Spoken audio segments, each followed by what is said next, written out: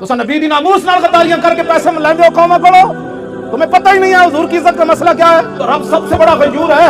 حضور نے فرمایا سب تو بڑا غیرت مند رب ہے.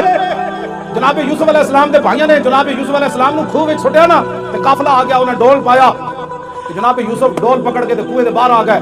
قالوا یا بشرا ھذا غلام، وہ کہنے لگے کتنی خوشخبری والی بات ہے، یہ بچہ خوبصورت نکل آیا. بھائی پھر نسدے آئے، انہیں کہا ساڈا بھجیا ہوا غلام ہے. انہیں کہا ان کی پروگرام ہے، انہیں کہا بشراؤ بثمن بخس دراہم معدودہ وکانوا فیہ من الزاہدین. انہیں کہا یہ غلام بیچنا ہے، نسل دی بڑی بھڑی عادت ہے، چند کھوٹے درہم ہی دے دیو اسی یہ غلام بیچنا ہے. جناب یوسف دی قیمت لگی بازار مصر وچ. اے علماء کم از کم 6 مہینے جمعہ پڑھا سکتے سورہ یوسف دے اوتے، تسی کیوں نہ پڑھاندے جمعے؟ سورہ یوسف پڑھ کے دسو قوم نو کہ جناب یوسف دی صرف قیمت پئی ہے بازار وچ. رب 7 سال قات لے آیا مصر وچ، 7 سال قات سالی آ گئی. دودھ پیندا بچہ بھی جدو جناب یوسف دے پیراں وچ وکیا نہیں سی نا، دودھ پیندا بچہ بھی جدو ماں پیو ویچ کے نہیں سننا گئے، اس وقت تک رب قات نہیں ہٹایا. رب اپنے نبیوں دی عزت کے بارے اتنا غیور ہے، وہ تو جناب یوسف ہے اور امام الانبیاء کی بات تو ہے ہی گرانی. اسے زندگی میں کچھ نہیں کرنا، اسے زندگی میں حضرت خبیب بن عدی کی قبر ہے جی کا نشان. حضرت خبیب بن عدی صحابی رسول کی قبر کا نشان ہے. مشرکین مکہ نے آپ کو سولیوں تے بدھیا، پہلے سولیوں تے بن کے نا پھر انہیں پورے عرب نو بلایا. انہیں کیا امام الانبیاء دے غلاماں نے جدہ جدہ بندہ ماریا، جنہوں نقصان پہنچایا، ایک غلام قابو آ گیا خبیب بن عدی، اسی نو بن دیتا ہے سولیوں تے. آؤ تے تلواراں تے نیزے لے آؤ تے چھرے لے آؤ تے چاقو لے آؤ تے تیر لے آؤ، ایک بندے کولو تسی بدلہ لو. تسی سوچ سکتے ہو ایک بندے کولو کتنا بدلہ انہیں لے ہونا. سب تو زیادہ ظلم خبیب بن عدی نال ہویا. انہیں کینچیاں نال آ کے آپ تے ایک جسم کٹیا اور آپ نے پھر تختہ دار تے ترانا پڑیا. مکہ تو حضور بہت بعد فتح ہویا آپ نو، جتھے مقام تنعیم ہے نا مسجد عائشہ، اس مقام ہوتے آپ نے تختہ دار جدو آپ کا جسم کٹ رہے سن نا اور دوروں ہٹ کے نشانہ بن رہے سن. لو تو نہیں سی نا خبیب بن عدی دا جسم دا انسان والا ہی سی نا. دوروں ہٹ کے انہاں دے نشانہ باز، دوروں ہٹ کے آپ تے تلواراں نال آپ تے چھوٹے لا رہے سن. ایک ایک جسم نے ایک چھوٹے جے لکڑی دے چھوٹے لاندے انج لا رہے سن تے آپ انج تختہ دار تے پتے ہوئے سن. تے آپ نے انہاں نو ویکھ کے فرمایا تم کیا سمجھتے ہو کہ میں نے جن کا کلمہ پڑھا ہے میں بے وفائی کر جاؤں گا؟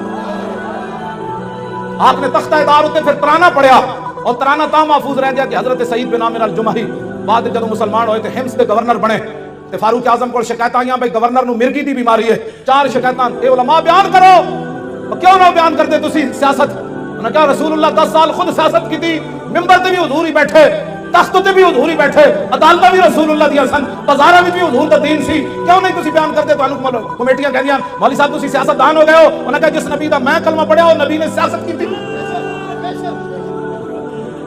یہ حضور تاں گل محفوظ رہ گئی کہ سعید بن عامر جڑے اس موقع تے موجود سن جو کلمہ نہیں سی انہاں پڑھیا، بعد وچ انہاں کلمہ پڑھ لیا. انہاں پھر صحابہ نو دسیا سی کہ انہاں تو آپ نو جدوں حضرت عمر کو 4 شکایتاں آئیاں نا بھئی مرگی دی بیماری، حضرت عمر نے حمص سے جو طلب کیتا.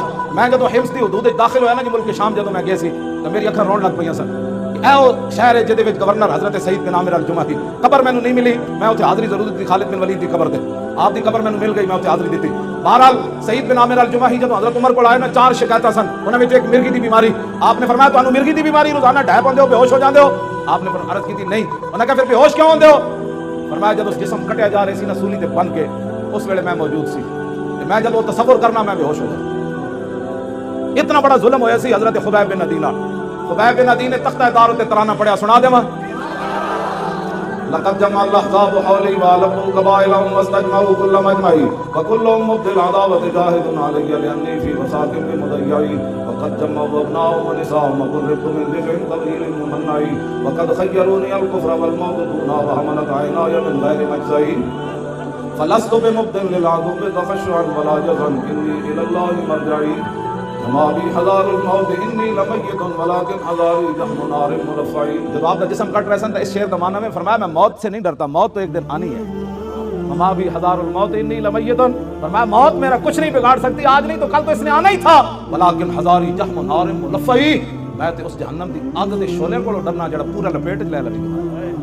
فرمایا موت سے میں نہیں ڈرتا، میں تو آگ سے ڈرتا ہوں کہ حضور سے بے وفائی ہو گئی تو پھر کیا ہوگا. فضل العرش صبرنی علی ما یراد بی فقد بدأ لحمی وقد یاس مطمعی. فرمایا انہوں نے تو میرا جسم بھی کاٹ دیا اور میرے زندہ رہنے کی امید بھی مک گئی. ہزار جسم جب کاٹا جا رہا تھا تو پھر آخر میں چہرے کو انہوں نے تلواریں ماری نا، پھر آخر میں ناک کان انہوں نے کاٹے، آنکھوں کے اندر پھر برچھے تو آخر میں ڈالے نا. انہوں نے کہا کہ انہوں نے تو میرا جسم کاٹ دیا، اب زندہ رہنے کی امید بھی ختم ہو گئی. آگے الى اللہ اشکو غربتی ثم قربتی وما ارسل الاحزاب لی عند مسرعی. اب میری غریب الوطنی اور میرے اوپر جو ظلم ہو رہا ہے میں اس کی شکایت اپنے رب کی بارگاہ میں کر رہا ہوں۔ آخر تے کی فرمایا جدوں نہ جسم آپ ایتھے مارن لگ گئے تو پھر زبان کٹنے دے قریب آئے نا، جدوں آپ دی زبان پھر انہاں کٹنے اج کبار کٹ کے زبان کٹن لگے، اس ویلے پھر آپ نے فرمایا فلست بالی حين اقتل مسلما على جنب كان لله مسرعي وذلك في ذات الاله وان يشاء يبارك على اوصال شرب ممزعي۔ فرمایا میری زبان کاٹنے کے بعد اب یہ خاموش ہو جائے گی، فرمایا سن لو مجھے تمہاری اب زبان کاٹنے کے قریب آ گئے، مجھے اس بات کی کوئی پرواہ نہیں تم میری زبان کاٹنے لگے ہو، اس لیے کہ میں دنیا سے محمد عربی کا غلام بن کے جا رہا ہوں۔ ہاں جی توجہ جی، فرمایا یہ سب کچھ میں اللہ رسول کے لیے برداشت کر رہا ہوں، وذالک فی ذات الالہ وان یشاء یبارک علی اوصال شلب ممزعی۔ فرمایا میرا جسم کاٹ کر تم تاڑیاں مار رہے ہو کہ ہم نے حضور کے غلام سے بدلہ لے لیا، فرمایا جس رب کے لیے میں نے یہ اذیتیں برداشت کی ہے نا، میرا رب قادر ہے میرے کٹے ہوئے جسم کو پھر جوڑ دے گا ایسے کر کے، بس یہ اسلام ہے۔